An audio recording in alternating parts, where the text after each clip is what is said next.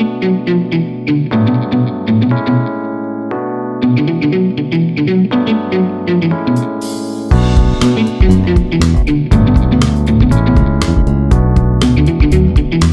time to talk Big Ten with Big Ten Country's own Kenneth Davis, live from the Windy City, one of my favorite cities on earth. I read something this morning, Kenneth, and I know that you'll appreciate this living in Chicago, but I'm a comedy aficionado and performer from time to time. Chicago is America's funniest city, and I kind of think that's true. They got Second City, tons of great stand-ups from there. Like, not only are you the best sports city, but you guys might be the funniest city, too. Yeah, I mean, I think when you talk about stand-up comedians, one, you could talk about, and it's all from all swaps, from blacks to whites to Latinos. You mentioned Second City, and I think you and I are kind of the generation. It wasn't the initial Saturday Night Live cast, but maybe like those 80s into the 90s cast. Farley. You had so many of those people, even, just writers, Conan writing from there, him living in Wrigleyville, Conan O'Brien, like a lot of people, Tina Fey being like a lot of people, if they didn't come from Chicago, trained in Chicago before they took that next step. Because listen, if you've never been here, and Paul said it the other day, when it's not cold, other show. When it's not cold, it's one of the best cities to live in. All right. Like when it's cold, it can be something. It is like if you're not used to, like, the only people that can like out talk us cold is like Minnesota. Like you have to go look, like their cold maybe is slightly greater, and I mean this in a worse way than our cold. This is like New York can't talk to me about cold. Like this is a different cold when it gets cold. But yeah, it's a great city to live in. There's a lot of talent here in Chicago. I will say this. I think one of the things that's, I won't say it's a negative, but it's unfortunate that there's not a lot of places here, avenues and platforms to kind of boost that talent. So some of it can remain and fester here and even bring even more talent out, because it's easier when you see something closer to you to know that you can also accomplish the same tasks. Yeah, absolutely. Kenneth, you are president of the Drew Allar fan club, and he is questionable this week. Yes, he is. Game time decision. I hate those words. I hate them for anybody. Like, even like when I'm watching like FSU play a rival, if you tell me their quarterback's a game time decision, what I believe is that is gamesmanship for me to just be stressed that like he's not really hurt. They're just telling me he's hurt and he's going to come in and throw for 300 yards, and everybody's going to talk about, oh, that ankle tape game. So there we go. Anyhow, I worry about this for Penn State, but this is a game where both head coaches do not do well in this type of game where you're playing another top 5 team. Well, one of them has to win. So how does this break down for Penn State, especially if Drew Allar does not play in the game? Man, you wanted me in this little segment real early. If Drew Allar doesn't play in the game, I'll even just open up and say this. I went back and forth a lot with this discussion. And even though, and we've talked about this ad nauseum, that under Tom Allen, the defense up at Penn State hasn't been the same as it was under Manny Diaz leaving, of course, to take over head coaching position. But we have seen bits and pieces, and also, losing to the pros, Adika Ison and Chop Robertson, we've talked about on here, Abdul Carter stepping up and playing more on the line.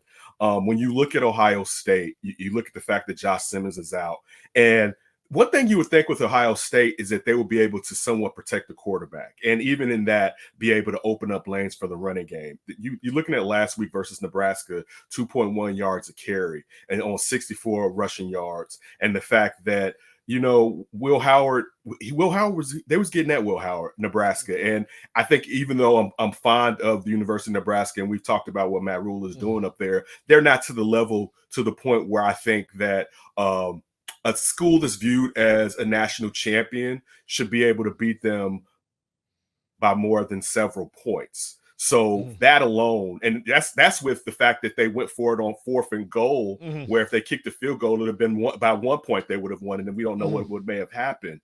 So looking at being at Beaver Stadium, we talked about James Franklin and on the road and how that has kind of hindered Penn State. I think if Drew Allar doesn't play, now there's an issue for Penn State, because I think the fact that there's better skilled position players at Ohio State, even though the quarterback has to be upright in order to get those receivers the ball. But you've seen that, you can't take advantage of having Henderson, that terrific running back, in the backfield because they're not opening up lanes. With Drew Allar, though, Drew Allar, to me, of course, being the president of the fan club, as you mentioned, is better than Will Howard. And I think they may lean on him a little bit more. And add to that, when you talked about him being injured,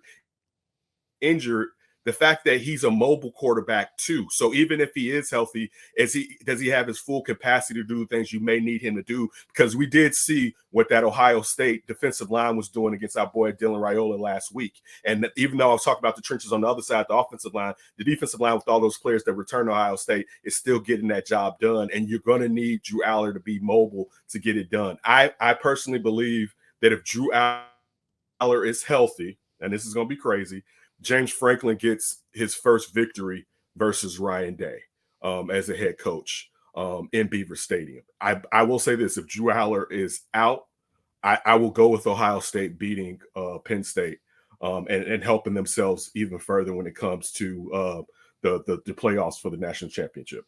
Yeah, I'm very intrigued by the game all the way around.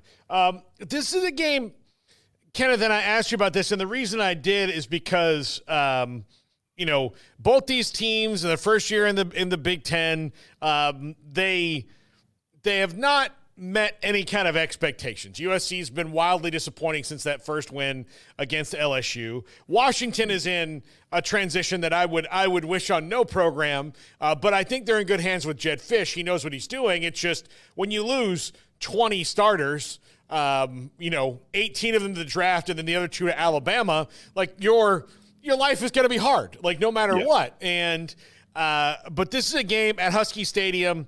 How do you see this one going from 2 teams who really have no identity right now at this point in the season? Listen, last week, one of the questions you asked me was USC a fraud, right? Mm-hmm.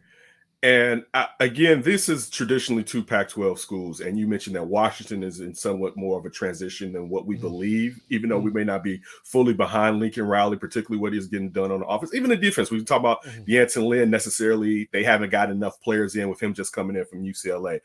To be honest with you, I still think USC has too many weapons. I think it depends on Miller Moss being upright. And I think that even though we're down on USC right now, and look, Will Rogers can do some spectacular stuff. Like he's a tricky quarterback with some versatility to him. But I don't think when you look at all the weapons on the edge that USC has and the fact that we know that Miller Moss can play at such an elite level, and at times, depending on how well the offensive line fares, USC can do pretty well with consistently running the ball. I don't think Washington's going to be able to stop SC. So even though, like you say, we don't know who these teams are, I think USC is further along than what Jed Fish is getting done this first year at Washington. Yeah. It's such a strange – I thought early in the year, like, this is going to be an interesting one because I did think that Jed Fish would be able to maybe get something going with Rodgers. But the more you see, like, they've got some good things, but they also have some things where you're like, oh, man, like, they really got cleaned out. They really, really just got cleaned out depth-wise. Iowa, Wisconsin, these are both 2 teams to me that Iowa has exceeded my expectations on offense for sure. I mean, they're scoring 40 points in game. I mean, like, if they had scored 28 points in games, I'd have been like, hey, way to go, Tim Lester. You really turned it around. I'm wondering how much this will change Kirk Ferentz's approach as he goes into the offseason about, like, if you went and got a transfer quarterback that was even a little bit dynamic, right? Like, you might be able to do some things with the way that you guys coach defense and offensive line there. Like, getting some skill players that can actually maybe boogie a little bit could be interesting. Wisconsin has not been able to keep a quarterback, but I see the Luke Fickell tentacles, like the roots growing. This one, to me, very, very, very interesting just because you're seeing 2 teams figuring out the new Big Ten, I guess, a little bit at the same time. Okay, let me start off with Wisconsin and Luke Fickell. This year, and you look at the fact where Van Dyke goes out early, and you've been building him up all off season, and then you have to move to Braden Locke, and we know Braden Locke came in last year, but still you thought this offense was going to perform better under Tyler Van Dyke. You're starting to see some of the stuff and I don't want to make it seem like it's a true air raid, but some air raid aspects. And I think you just have to get more players to come up there to kind of fit that system. And you don't want to totally change from what Wisconsin does with really good offensive linemen and really good running, because you're still within the Big Ten. But getting to where you said with Iowa and Iowa being able to score, and I think one of the questions now with, Cade McNamara dealing with concussion, and you have from Northwestern, Braden Sullivan, who we saw last year, with the stuff that Northwestern was going under, performed decently. The question will be how easy will it be able to score versus Wisconsin. And the thing, and I've said this to you earlier in the season, Wisconsin's defense has some flyers. Like these young men are athletic and they can definitely get around. But I didn't mean to be honest with you, like who can really stop Caleb Johnson? And even though during this season, they've only lost one game when he's rushed for 100 yards. And that was versus Iowa State, and that's a rivalry game. So that's a little bit, you can kind of understand when it's an in-state rivalry game, a team being able to get over on you. We made jokes about Iowa, from Kirk Ferentz' son, and not be able to put up 20-something or 25 points last year when you're talking about his contract. And this when you're talking about Parker's defense. That defense is the son of a gun. Like that half defense will travel, and that is one of the most consistent defenses in college football. I won't clearly say it's on the same par as what a really great Kirby Smart defense is, but it's one of those schools just slightly on another tier. And I could say that I may have Kirby on it. I probably will have a Georgia team on a tier alone when we're talking about some of the defenses during this last 6 years that Kirby Smart has fielded down to Georgia. So I'm really trying to give props to what Iowa does on the defensive side. I think Iowa is going to be able to defeat Wisconsin, because I still think that Wisconsin has some ways to go with really getting things done on the offensive side. We still didn't see how this offense, and I mentioned earlier with Tyler Van Dyke's injury, how this offense was perhaps supposed to be. And I don't know if it was going to be like that anyway, because the question is kind of what they can do out on the boundary with getting some more receivers kind of involved, to kind of opening up and kind of getting that extra man out of the box. So I'm definitely going to go with Iowa. Iowa's one of those teams that can break your heart, because they always have so much potential, but they can never get it done. And then when it looks like the season is over is when they go on a winning streak. And when there was conferences in the Big Ten, they would go on and win the conference after having some horrible losses early. But yeah, I'm definitely going to take Iowa over Wisconsin. The last thing I sent you to talk about, but I do want to ask a question about Indiana here in a second, or the potential for a three-way tie in the Big Ten. But how does Michigan, a year off of a national championship, with the best facilities that anybody has, find themselves with 3 QBs who can't play? I think if I'm being honest, it's ridiculous. And you're talking about a really good recruiter in Sherrod Moore, historically. I think looking what you have in the house, or the old saying, a bird in the hand is better than two in the bush, that perhaps you should have dived into that bush and looked for a bird or two. Because, I mean, if you think about it, Michigan, I don't think either one of us would believe Michigan would be a national champion. But just think about if they had a consistent quarterback, how much better they would be this season, because we know that they can we know the trenches are still doing what they're doing in Michigan. They still has to have some growth on the offensive side, but they're still getting it done. And if you had a quarterback that, again, like we were just talking about with Iowa and Wisconsin, if you have a quarterback to get another guy out of the box, it can really benefit you. I think I said it on here. I think that was a mistake not to enter into the transfer portal. You look at the fact that Jack Turtle retires, and all the best to him, citing concussions. You want what's best for that young man, and then having to go back into the bullpen to pull out Davis Warren. There were always questions about what Alex Orji can do as far as throwing the ball with his arm and being kind of more of a one-dimensional quarterback. I think this one, and I'll put it like this. I don't think it's a situation where it's going to hamstring them for the long term, but I think it's a lesson learned, particularly in the new environment in college football, because this is the thing, hypothetically saying, let's say you enter the transfer portal, right? You bring in player X. Player X comes in, he plays decent, but he doesn't play well. You could have always went back to the bullpen and used these quarterbacks that you had. It wouldn't have been now, perhaps one of those players may have transferred, but right now we already know that they're not valuable enough to where you had to worry about if they were going to transfer or leave the program. So I think they made a mistake. You pointed out, of course, how well the facilities are, and it's a great institution to have a degree from. But I think that one thing, too, we can kind of see that Michigan hasn't fallen off the radar. So it's bad this year. Look, we were talking about the situation with McCord last week and the week before. And I could sit here and be like, and I told you, I understand why they went with Will Howard, but it still hasn't proven right that Will Howard is the best guy. I'm not saying that either one was the best quarterback to lead Ohio State to a championship. If that's the goal, and we know it's championship or bust.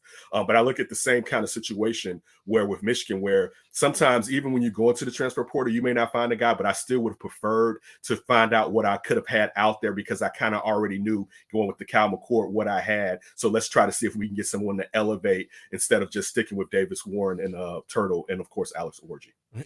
You know, Will Howard, when you bring up Will Howard, Ohio State, it is weird to me that they did not get in on Will Howard just because if I were to compare if I wanted to say who's the Diet Coke version of J.J. McCarthy, I would say that's Will Howard. Like, you know, he's not as good as J.J. McCarthy, but if you wanted less of a transition, if you wanted to be able to do some of the same things you did a year ago, I would have thought that Will Howard at Michigan would have made a ton of sense with that offensive line, with that running game, with the defense that they have, but they didn't even bother.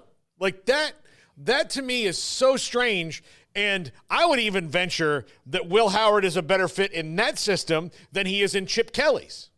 Yeah, because what you're saying that when you're thinking about Chip Kelly and when you're thinking about what Ryan Day wants, it is also to really put the ball in the air. And you think about what J.J. McCarthy did last year, and this was going to a national championship. Let's be honest, sometimes they took the ball out of his hands, but J.J. McCarthy was an excellent quarterback on third down conversions. So I can agree with you. But even while you were discussing that, I was trying to put myself in the mind of perhaps why Sherrone Moore did what we're discussing and what we're disappointed in. And perhaps he viewed it as these quarterbacks know the system and it's easier to keep going in the direction that we've been going. Again, I'm with you. I would have probably went after a Will Howard just because if he failed, he failed. But also, Will Howard is better than the quarterbacks that they have at Michigan right now. And that's not a slight at anybody. The proof's in the pudding. He may not be a world beater, but you can still see that he's getting it done on Saturdays. And they may not be blowing teams out. Ohio State, of course, may not be blowing teams out, but they're still, for the most part, winning. So, yeah, it would have made sense. I would love to talk to some of the reporters up there because I'm sure they've asked at ad nauseum Sherrone Moore perhaps why they didn't, and I'm sure he said that he thought the quarterbacks in-house were going to be able to get the job done, but for right now, it hasn't come to fruition. Yeah, that's for sure. Okay, Indiana wins. Let's just say this. Oregon wins this week. Indiana wins this week. Penn State wins this week. We're still on track for that three-way tie with the games running out. Obviously, Indiana and Ohio State play. In that, three-way tie scenario, right now, as it stands, if it held to the end of the year, Indiana would be the one that's on the outside looking in. They'd still make the playoff, but how much of a bummer would that be for that team in particular not to get a chance to raise a conference championship banner? It'd suck. It'll really suck when you're looking at what they did. And look, I'm the president of the Drew Allar fan club, and of course, the team that we're talking about that probably wouldn't be there will be Penn State. Because Oregon, when you think about what Oregon did to Ohio State and let us know who they were, that sets them above both teams, in my opinion. We're sitting here talking about Indiana and Matt Rule talking about them being in the top 10 if they weren't out of the top 25 before the season started. But I have to say this, though, Paul, to be honest, and it's not their fault. It's not the new head coach's fault, Signecki's fault. But you still got to say that's where they were last year. And Penn State did play to a certain level last year. So when you're looking at the selection committee and the evaluators, they're going off of they are bringing in some of last year because that's how you have to start out the poll. So it would be unfair, particularly when you're talking about this anomaly of the season that the Hoosiers have had this year. And I'll say this, and I know anybody from Penn State is going to be upset with me. It would be cooler for a Big Ten championship game with Oregon versus Indiana, but it also would sound crazy if I told you 10 years ago that there would be a Big Ten championship game with Oregon, the Ducks, rather, before I say the Mighty Ducks, versus the Hoosiers. You would smack me in my face and tell me that I'm crazy. But still, it would be ideal to see a team like that. I think the interesting question would be, now that everybody kind of knows perhaps who Indiana is, we have to see if they can continue this next year. It'll be interesting to see where Indiana is spotted next year, and can they keep this momentum going, or was this more of an outlier than something that's trending up in a proper way? Kenneth, I was just about to let you go, but a friend of mine sent me this tweet that I just read. It has nothing to do with anything we've ever talked about, but knowing your pop culture love, my pop culture love, and that we just did talk about comedy, Eddie Murphy is going to play George Clinton from P-Funk in a biopic by Bill Condon, who directed him in Dreamgirls, where he got his only Oscar nomination, which he should have gotten one for Coming to America. I don't care what anybody says. It's the funniest movie that's ever been made. But, I mean, come, sir. Come here. You come. Yeah, please continue. Please continue. Yeah, listen, look, Coming to America, funniest movie ever made. There will never be a funnier movie than Coming to America. There will never be a better acted movie in the comedy realm than Coming to America. Never, ever, ever. Eddie Murphy has been ignored on that for far too long. Far too long. Look, Arsenio Hall's been in 2 movies. This one and that other one. I mean, and listen, he was good because of Eddie, right? Like, totally. Went to see, we didn't sit together. Me, my brother, and a family friend went to see Coming to America with my grandmother. All right, to let you know how much she must have wanted to see this movie. So at the time, we wasn't really thinking about it, but clearly she wanted to see this movie. Coming to America, hilarious, shows, if you haven't seen it, the range of characters, if you know Eddie Murphy does. I'll say this, it's funny when you bring that up. I wasn't into, it's before my time. It's before you and my time. Yeah. I wasn't into black exploitation movies. I did watch some when I was in college, like The Mac, and it had me talking in various ways, very disrespectfully, me and my college roommate. But the reason I'm bringing it up, there was an actor from back then known as Dolomite, Rudy Raymore. And Rudy Raymore used to rhyme his words and stuff, and and do a lot of bad kung fu. But it was cool at the time. Again, I didn't grow up in that time. But the point being, Eddie Murphy, 3 years ago, maybe. He did like a bio on Dolomite, and you found out things. It was really good because I never knew that this was really this character, and that Rudy Raymore was like on his last stand, and he built this character, and this character took off, and how it became a business. So when you're telling me that he's going to play George Clinton, and I think George Clinton doesn't get the props that he deserves.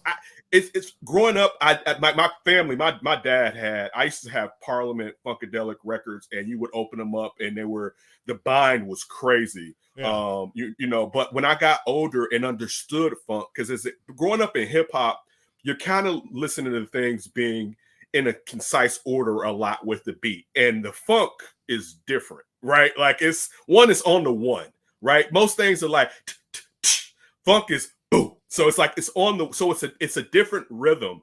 But George Clinton, when you're talking about where he came from, and the musicians that came from James Brown, and just the funk and what he did, and how he let Bootsy Collins and these people, all these Maceo, become free and becoming this experiment of his. And business wise, he kind of messed himself up because he had 2 bands, but they were really one band. So I think he got sued for that. And I think he also probably gave over some of the ownership rights that will benefit him today.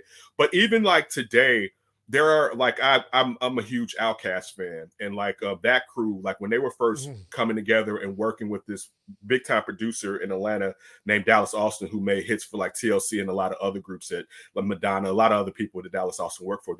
George Clinton would actually be working in Dallas Austin's studio, and he influenced, of course, what they did sonically, but even mentally on how he thinks and this type of stuff like that. So I think it'd be terrific for Eddie Murphy to do this. I hope it gives him another chance to perhaps be nominated and finally win an Oscar. And I'm not saying this just because I have an affinity for Eddie Murphy. He really takes these type of roles serious. Like, it's not just I'm doing it to do it. He dives deep into these characters. And then when you just think about the crazy life, the drugs, the funk, the music, like, this is going to be wild if they really go into perhaps what was going on with George Clinton. I wonder the amount of time, because you think about it, like that movie, if you're pushing 3 hours, that's getting close to a lot. So how much of his life can they really focus on? And George Clinton is still out there touring right now, everybody. But yeah, you hit me with that. That's a wild way to end today's segment. I'll tell you this. George Clinton lives just outside of Tallahassee, where I went to school. And so back in the early 2000s, when he would get ready to go out on tours, there's a club, I don't know if it's still there, but it was called The Moon. And The Moon was one of these places that had like a hip-hop night, a country night. And like they just had, like, depending on the night of the week, they had a different thing. But it had a great stage for bands. So like you could see some pretty decent bands there, because that's really what it was made for. But you can't just subsist on that in Tallahassee in 2001, right? You have to have club nights, and it was a really big club. So I went and saw him twice. Once I had to go by myself because I could convince no one around me that they wanted to go see this guy from the 70s and 80s. They're like, oh, no, I don't want to go. Like, I don't even know who that is. I was like, he was in PCU. Like that guy. Like, oh, no, I don't. Yeah, no, that's dumb. And then I finally got like a group of my friends to go, and they're like, I'm like telling you, like, look, guys, you don't even have to, like, you'll feel like you're on drugs just watching him. Yes. Like, it is wild. It is the craziest thing. Nobody goes harder in a show, in a little bar too, like for what he could be doing, than him. If he's still if he comes to your town, go see him while he's still around. I was dying laughing both times. Like, he's just funny, and it's weird, and it's wild. You don't understand half the stuff he's even talking about. It's great. So Eddie Murphy, George Clinton, awesome thing. This is why, you know what? We're going to talk after here in the next couple weeks. We've got to plan out our future as podcast partners. Garrett's already – He's told me we've wasted too much time not doing a full-length podcast together. Let's take the world over, Garrett. Paul, let's get this organized and get it together. You guys, I appreciate you, and I hope you guys have a terrific show the remainder of the show, man. Kenneth Davis, Big Ten Country, my new best friend in the whole world. This is 365 Sports.